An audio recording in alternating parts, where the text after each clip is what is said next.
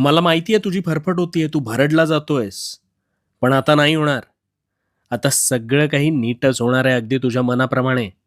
तुला वाटत असेल तू इतका अडचणीत आहेस, तरी मी असं का बोलतोय, हो ना?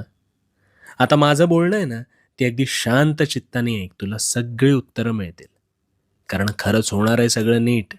चिंता करू नकोस. चिंता तुझ्या नकळत तुला जिवंत जाळते, पण तरीही तू तिलाच उगाच कवटाळतोस. हो, मला माहिती आहे तू अडचणीत आहेस. पण हाच खरा खेळ तुला कळलेला नाही. अरे दगडालाही देवत्व प्राप्त व्हायला अनेक घाव सोसावे लागतात, तेव्हा कुठे त्यातून मूर्ती साकार होते. पण मग ह्या उपरोक्ष तू तर माणूस आहेस. मग तुला सुद्धा या अवघड गोष्टींना सामोरं जावं लागलं म्हणून वाईट वाटून घेऊ नकोस. हिरा आहे ना, हिरा हा अनेक घाव सोसतो तेव्हा कुठे त्याला किंमत प्राप्त होते.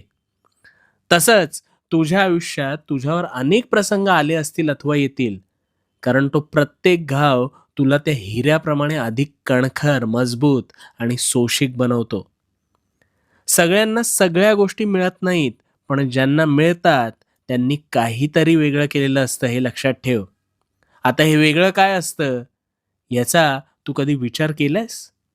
नाही ना? ते सुद्धा तुझ्यासारखे पिचून निघत होते.